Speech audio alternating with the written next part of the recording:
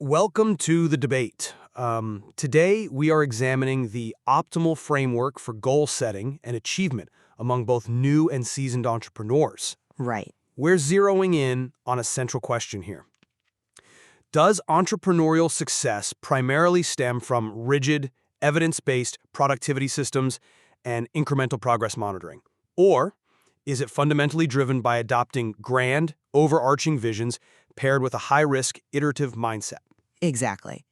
And this whole discussion emerges from an analysis of contemporary source material on productivity, success metrics, and human behavioral psychology. Yeah, and I will be taking the stance today that structured, evidence-based productivity systems and, micro habits are the essential foundation for entrepreneurial success. And I take the opposing view. I'm arguing that true success requires an identity-level vision, absolute self-belief, and the relentless iteration that comes from embracing high-risk environments. Let's jump right into the mechanics of this. Most of our audience already knows the baseline statistics, like the Dominican University study showing that simply writing down your goals increases the probability of achieving them by 42%. Mm-hmm. But the real friction happens in the daily operation of a business. The human brain is incredibly efficient at having ideas, but terrible at holding them. To avoid the cognitive overload that ends most entrepreneurial careers before they really begin, you have to offload tasks to robust external systems. You need strict calendar management, email filters, cloud-based capturing. Without that architectural foundation, your focus fractures and a grand vision just becomes an unexecuted fantasy. I hear that, but building that architectural foundation often becomes a trap. Micromanaging tasks through endless digital systems frequently misses the entrepreneurial forest for the trees.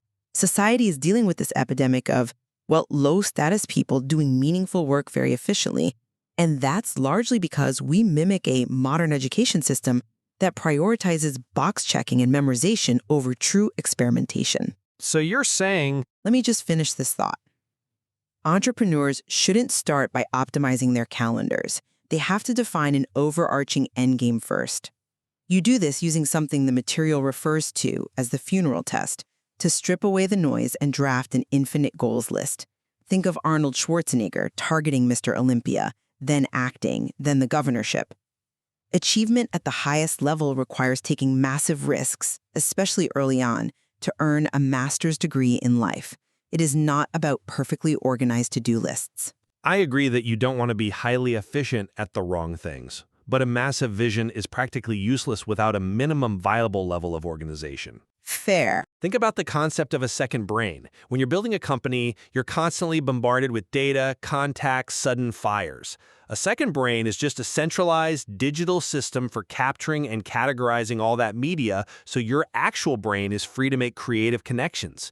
Vision doesn't execute a strategy. When you hit a wall, say, a massive supply chain issue, you need structured tools. The WOOP method by Gabrielle Oettingen, so wish, outcome, obstacle, plan, is highly relevant here. You don't just visualize success, you systematically map out the exact obstacles and your planned responses. Yeah, the WOOP method sounds great in a controlled environment. But when you're 18 months into a startup and running out of runway, perfectly mapping your obstacles often turns into a form of productive procrastination. It feels like work, but it's really just organizing your anxiety. Well, the material points out that roughly 85% of people hate their jobs because they lack a true end game. A massive vision is what actually fuels an entrepreneur through the inevitable pain period of a cash flow crisis. It's not the perfectly mapped Notion board that keeps you going. It's the absolute clarity of the end goal that forces you to figure out the obstacle, regardless of whether it was in your original color-coded plan. But that pain period is exactly why you need incrementalism. We know from behavioral psychology that relying purely on massive, distant visions is a recipe for burnout. You need a structured feedback loop. There is a meta-analysis of 138 studies showing that regularly monitoring progress is a definitive metric for goal attainment. Right, but monitoring what? Monitoring the incremental steps. This is where the concept of microcuts and microbulks translates perfectly into business. Instead of staring at a massive multi-year vision that feels impossible, you break the work down into incremental, manageable steps that trigger a biological dopamine response. You take an action, measure the progress, and see a tangible result. You have to deliberately harness the brain's reticular activating system, that neurological filter that decides what you pay attention to. By doing weekly and daily system reviews, you are actively programming that filter to spot the immediate opportunities you'd otherwise ignore while staring at the horizon. You're relying heavily on the safety of incrementalism, and that is exactly what I'm challenging here. Real entrepreneurial progress requires a willingness to fail spectacularly, not just safely monitor a predictable process. If you are only safely monitoring a flawed, incremental process, you aren't actually iterating. You're just failing slowly. I wouldn't call it failing slowly if you're hitting your micro goals. But if the underlying premise is wrong, it is. Look at John Paul DeJoria facing constant rejection selling dictionaries door to door. Think about what grit really means in this context. It's defined as failing without losing enthusiasm. Iteration isn't just checking off a micro habit. It means constantly tweaking variables in the face of absolute market-driven failure. You don't need a dopamine hit from crossing a task off a list. You need the resilience to pivot entirely when the market rejects your premise. Okay, but how do you maintain that resilience without a psychological anchor? Taking massive risks without a structured approach to your own behavior usually leads to ruin. This is where identity integration comes in, which is far more than a simple mental hack. Behavioral science shows this clearly. For example, a study demonstrated people are significantly more likely to participate in an election when asked to be a voter rather than simply to vote. It shifts the action from a standalone task to a state of being.